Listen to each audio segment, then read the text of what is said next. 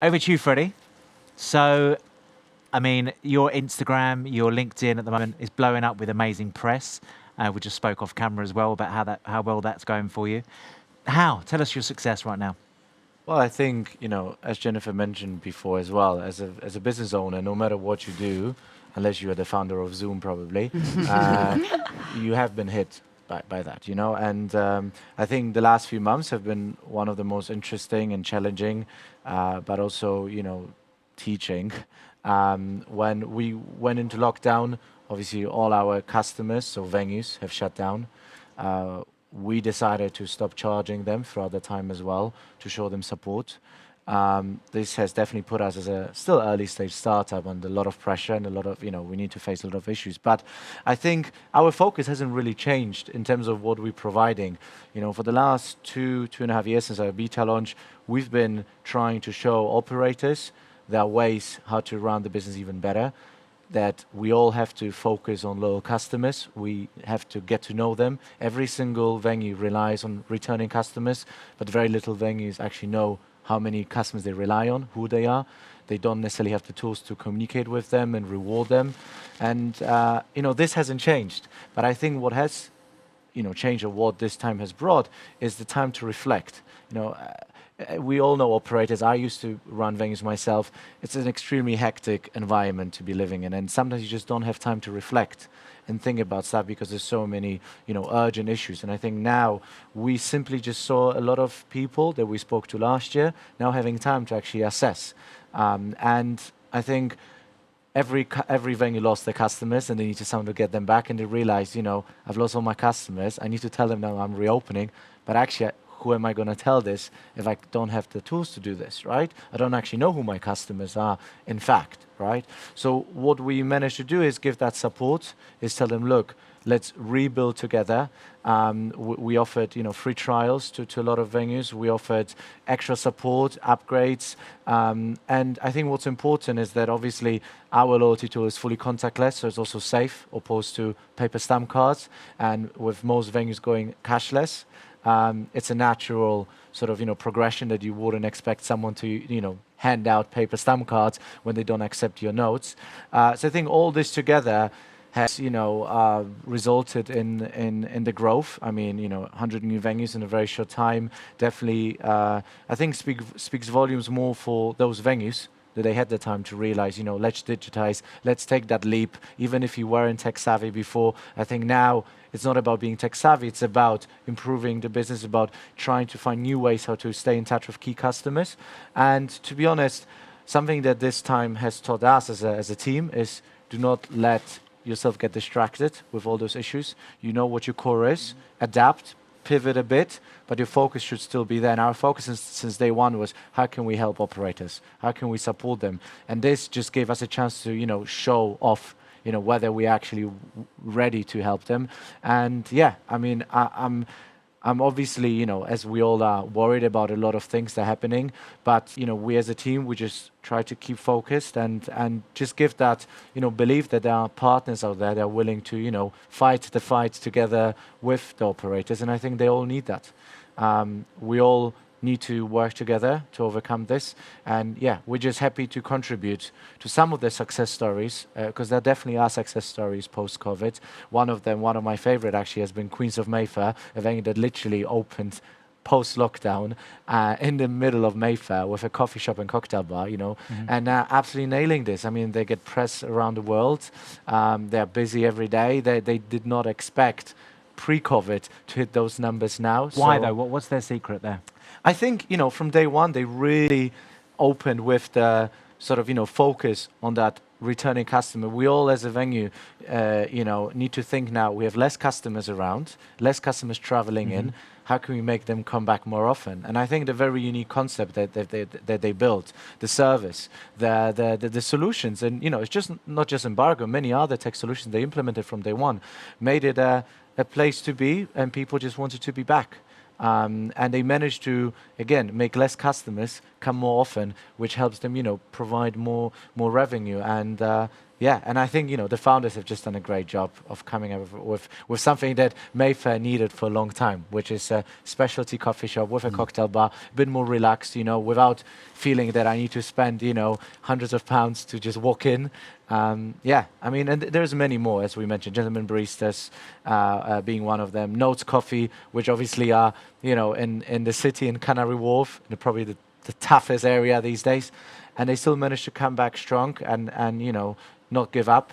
And I'm just literally happy to be part of this success and support them. So, Guys, how important do you think loyalty is for a venue and your relationship with them when you go to a restaurant? Do you like to be remembered? I mean, what the guys at Embargo App do.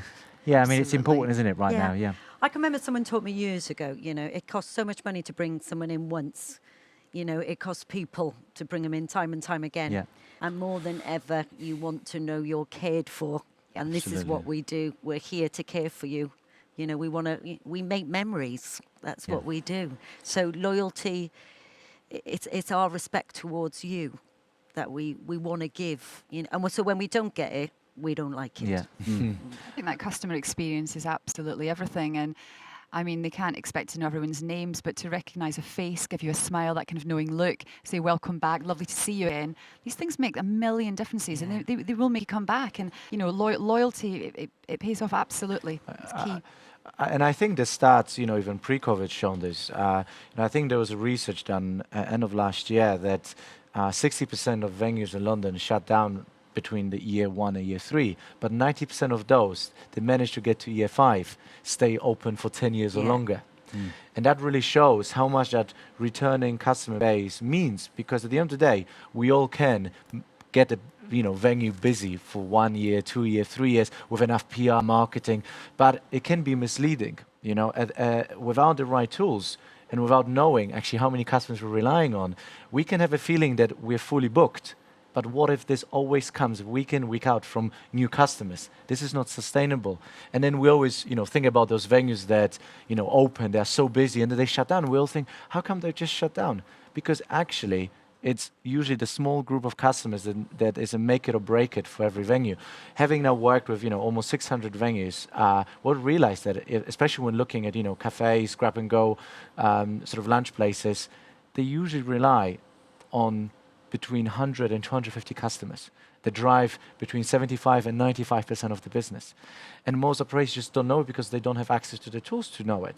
And when you then break it down and you think about it, it's 150 customers driving most of my business. If I lose throughout the year 2 customers a day, 2 customers a week, sorry, that means that you're pretty much down almost 70% of your business, which means you're shutting down without even realizing why. So it's so important, especially now post-lockdown, to nurture those relationships even more, regardless to what type of operation you are. Appreciate that customer even more, because at the end of the day, no matter if you are Starbucks, if you're a big bar, you all will now work as a little local coffee shop and bar, because people won't be traveling as much, right? And you just need to fight for that customer, make him come back and look after them, whatever we can do. And I think this is also why, Hospitality Titans came to life, is to actually, find ways how to support those businesses with, anything that can help them make customers come back. It can be, a lease that will allow them to have an outdoor space. It can be access to some new events. It can be access to new ideas, tech, and just show them that it's fine to try it, because we're all trying to work to help the industry at the end of the day. So It's obvious you're doing really well, Freddie, but I know you always want to grow. So what are you doing at Embargo? Is there anything up your sleeve right now? Yeah, I think, the big thing is obviously expansion to new cities. So before lockdown, we were just London. Now we're already in Liverpool, Manchester, Brighton. We're launching Birmingham in the next few days. And we also launched our first international venue in Saudi Arabia. And there is another 10 confirmed, which are going live in the next week or 2. And there will be more coming. Again, a lot of that comes from reverse inquiries. Seeing that the tool works here in London, obviously makes people want to try it elsewhere, and wherever we can help, we try to do this. So, I mean, I really do believe that we'll come out of it stronger as a business, but also as an industry. We touched on restaurants earlier about the restrictions, 10 p.m. curfew. How important right now is the sort of grab and go? Consumers not wanting to be in a restaurant, but they still want that product. I mean, you will know better than anyone else.